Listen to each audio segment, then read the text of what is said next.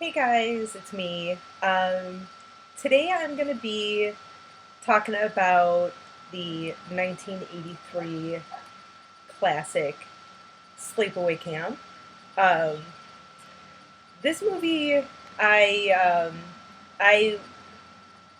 saw for the first time back in 2009, 2010.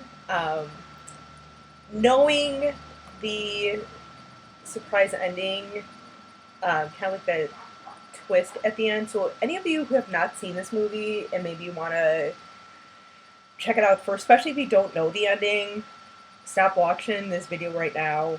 Go watch this first, and then come back to me and check out my video. Um, or if you haven't seen it and you're kind of like I probably won't ever see it or I'll watch it whatever. I don't care about the spoilers. Then continue watching. But yeah, so like I said, this movie came out back in 1983. So this was after, like Friday 13th and all that. Kind of right in the middle of all the 80s slasher movies and everything. Um, and this movie and this franchise actually, I've got to say, is definitely it has become one of my favorites over the last few years. Um, Movie just cracks me up. Um, got a lot of good got a lot of good lines and a lot of good kills. Um, the story basically is a little setup, just a little reminder for those of you where it may have been a while since you've seen it. So main characters are Angela Baker, who is played by Felissa Rose, which was, I believe, one of her first movies, I think. Um, and then Jonathan Tiersten, who plays Ricky. And little interesting thing about Jonathan Tiersten is that he was actually 18 when he shot this movie. So he was a little bit older than his character and actually also Felissa Rose, who was actually like 13 at the time. So basically, like Ricky and Angela are cousins, and she's uh, living with her cousin Ricky and his mother, her aunt Martha, um, because her and her family were actually in a boating accident like 8 years before, where her family was killed. Um, like she was her dad. Um, there's the dad, and then like the two little kids who were like five at the time, and it cracks me up to see those the scenes with the little kids because this movie was filmed like in New York. I forget where in New York, but these little kids had like such like thick New York, almost like Brooklyn accents, and this movie actually is kind of filled um, with quite a bit of New York accents. It's kind of funny to hear. At least for me, it's kind of funny. Especially like when the kids are like in the dance hall or something later on in the movie, and a couple of kids are trying to talk to Angela, who's this little quiet, mousy girl, very shy, and they're trying to get her to join them like later on after the dance to go to the beach or something and play a prank or something on her. And they're trying to talk to her, and she's not saying anything. And one of the kids just finally, with this little New York accent, goes, "Yo, Angela, why you so fucked up?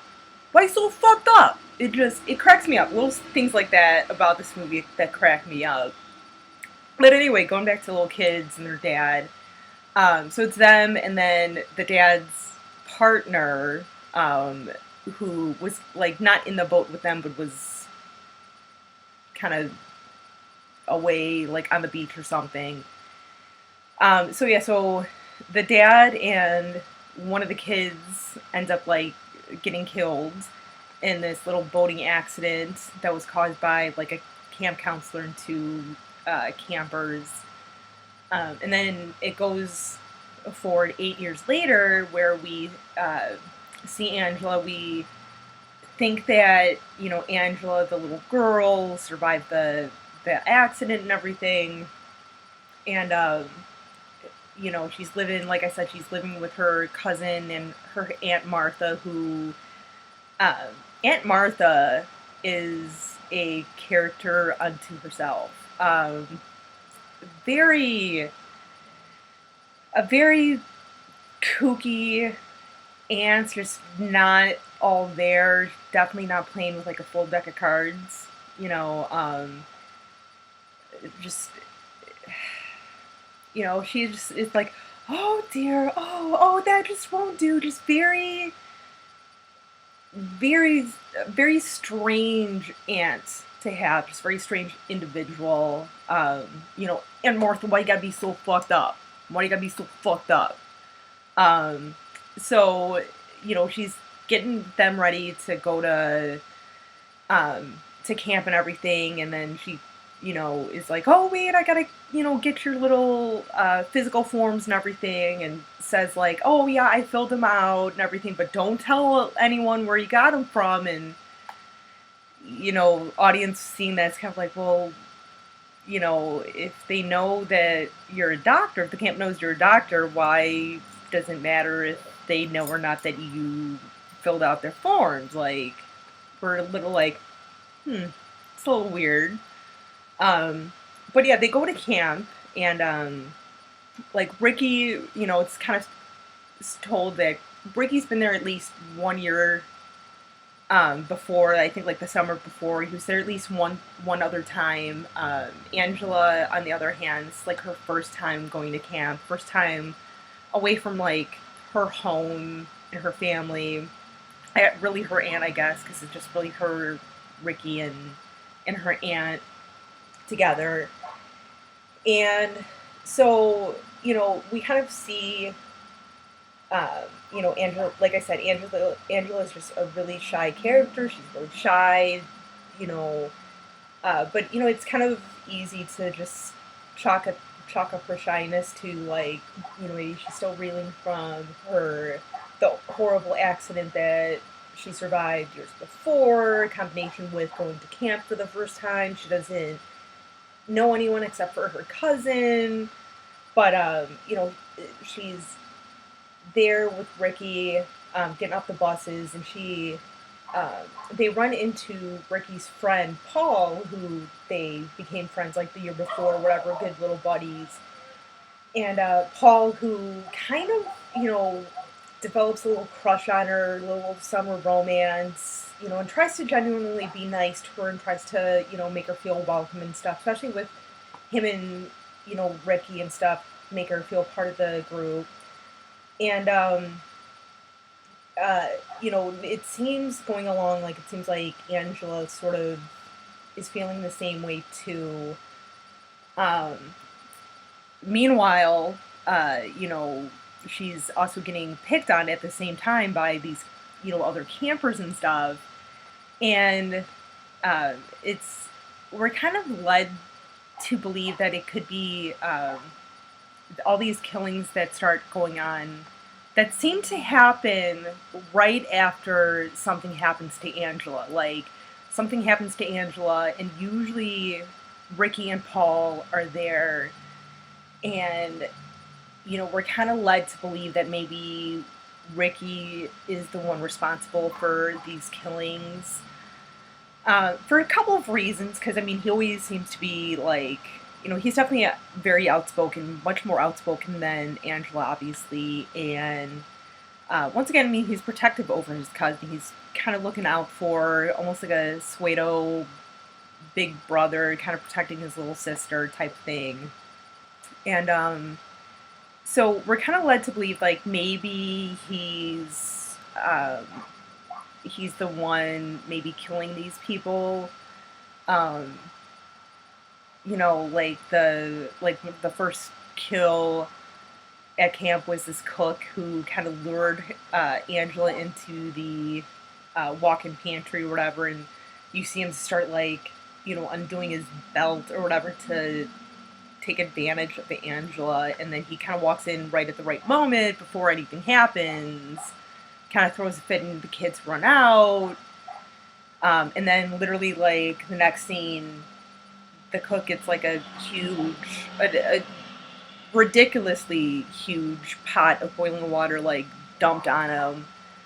And he's literally got, like, little boils of pus coming up and everything, and just in so much pain to some of the girls who picked on her in her own bunk and everything. Like, there's one kill where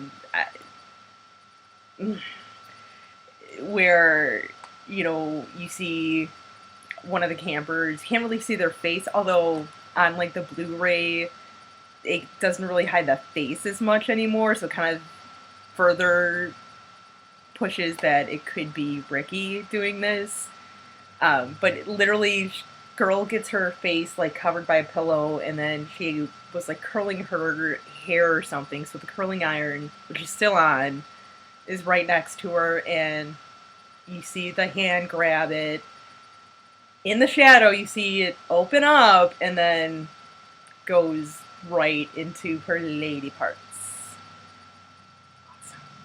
But yeah, so it just, a lot of these different, like, little kills and stuff that you see happen, and actually with all the kills, you always see, like, the hands are kind of, like, really kind of masculine, very manly hands, and this actually is due to the fact that even though Angela, Felissa Rose's mom was like, okay, I'm okay with her doing this horror movie. I'm okay with her being, spoiler alert, being the killer at the end. I have no problem with that. I get it's part of the story, but I really don't want my daughter to be involved with the actual death scenes, which, I kind of understand. Because, I mean, she was 13 at the time, and that's, even though at 13 you should be able to kind of, decipher between, like, fiction and reality, it's still, for a kid, seeing some of that gruesome stuff, probably not the best thing. So kind of good parenting on Felissa's mom's part. So with that, what they did was they had Jonathan Tiersten have, like, the stand-in hands to do, like, the killing or, like, the stabbing or whatever it is, the pushing, which I feel like is a very smart move because, once again, they were kind of, like, leaning towards, like, okay, could maybe be Ricky doing this. Plus, for the ending, too, it kind of makes sense what we find out about Angela, that it would be kind of like manly hands, and not some, like, dainty little 13-year-old girl's hands. But yeah, so, we got these kids running around, getting killed and everything, and actually, I feel like there is a very small moments, maybe a couple moments there where we could be led to believe that Paul might even be the killer or something, because maybe, because he's trying to pursue Angela, has a little bit of a crush on her, which almost kind of makes sense. Maybe it's just me, maybe that's just my theory. Let me know what you guys think about that. Maybe, like I said, maybe I am just kind of reading too much into Paul's character. So, getting back to, like, Angela and everything, so she has this boy kind of, pursuing her, and she's, being a girl, kind of like, oh, okay, yeah, he's nice, he's being nice to me and all this, and befriending me. But then we start seeing some flashbacks of, like, when she was younger. And, the two little kids kind of, like, sneaking peeks into their dad's bedroom and seeing this, like, other man in bed with him. And they're kind of giggling, like, not understanding, really what's going on. Like, they don't really understand, like, oh, our dad's gay, maybe, that he's, um, you know, he has a boyfriend. Like, they don't quite understand that, so they're kind of and especially too, like, when you're when you're younger, I especially feel like you're always being told, like, um, you know, a guy is supposed to fall in love with a girl is supposed to fall in love with a guy. So it's like, I feel like when a kid sees that, especially being like two people of the same sex kind of being intimate, it's like kind of funny to them because they don't get it, they don't understand it.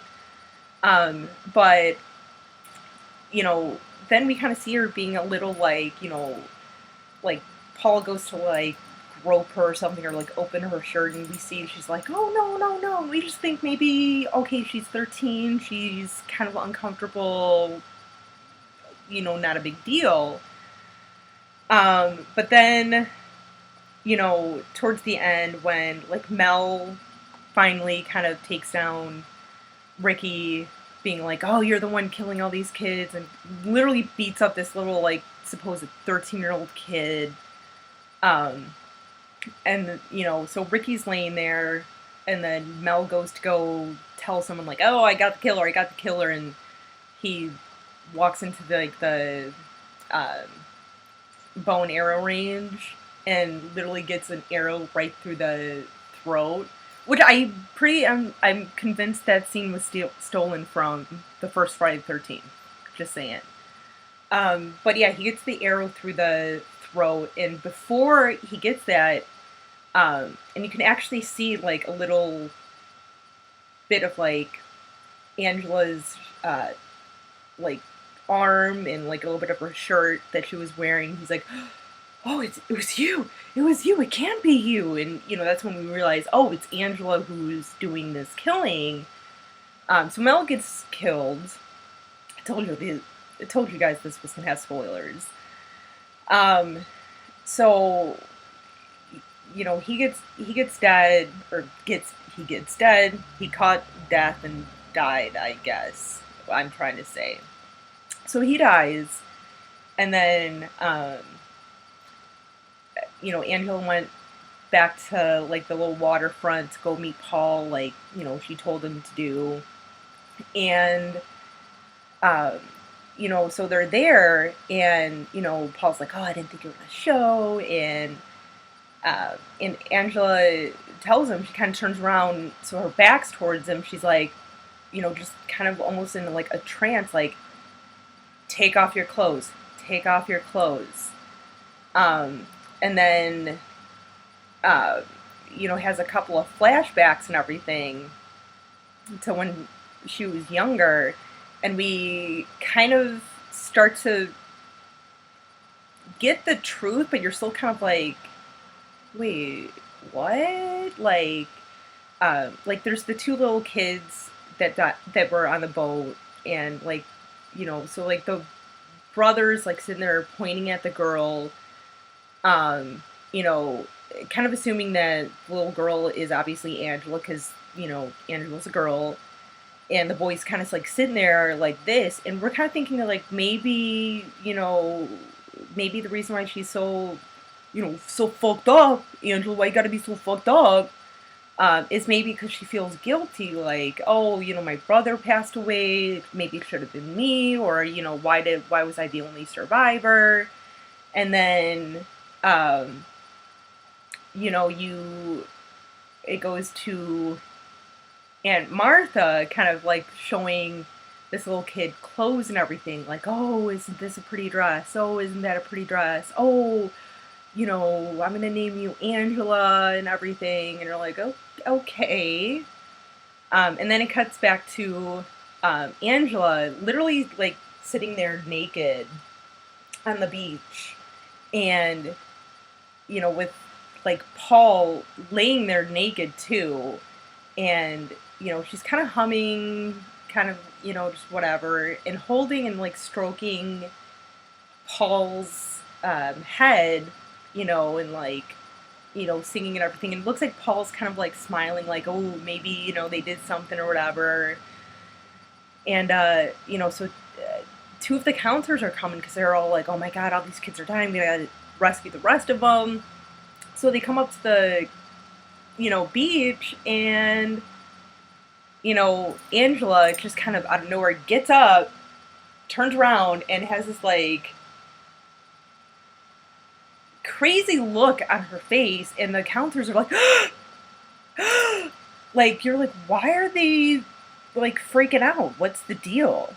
So they're panning out from Angela, and then you realize they show her entire body, and she's got a penis. She's got a dick. So we come to find out that her aunt, for the last 8 years, has been dressing her up like a girl.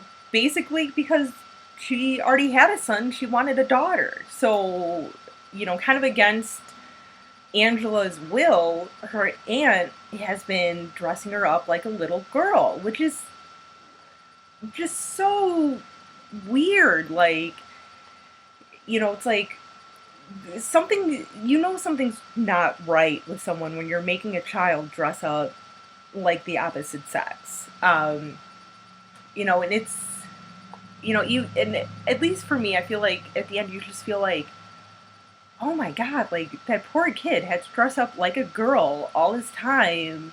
It's probably been totally messed up even more. Like, on top of, losing his family, then having to live with his crazy aunt who has been dressing him up like a girl. That's fucked up. It is. Especially like tackling a topic like that, especially in the early 80s, was pretty daring. Just the whole like transgender issue and everything, and especially when it involves a little kid and it's against their will, it's just I feel like that's almost like a whole separate video in itself. But yeah, I just feel like, like the psychology behind it just two catastrophic events where, the first obviously being, like I said, the loss of his family really, and then, having to be dressed up by his crazy aunt as a girl, and he can't really say anything because, growing up, like, who is he going to turn to? Like, he doesn't have a mom. I'm assuming that mom had passed away. He doesn't have his dad anymore. He really doesn't have anyone except for his Aunt Martha, and, who knows, maybe he was like, if he would have said something, maybe he was fearful that, she was going to kick him out or something, or, whatever. So it just, but yeah, so I mean, that ending of that movie, it just was so, like, the last thing you would expect is for, number one, for a little girl to be a killer, let alone that little girl to have a penis. It's pretty shocking. But so yeah, so, Angela, who obviously is a little boy, dealing with all this, having her aunt dress her up like a little girl and stuff.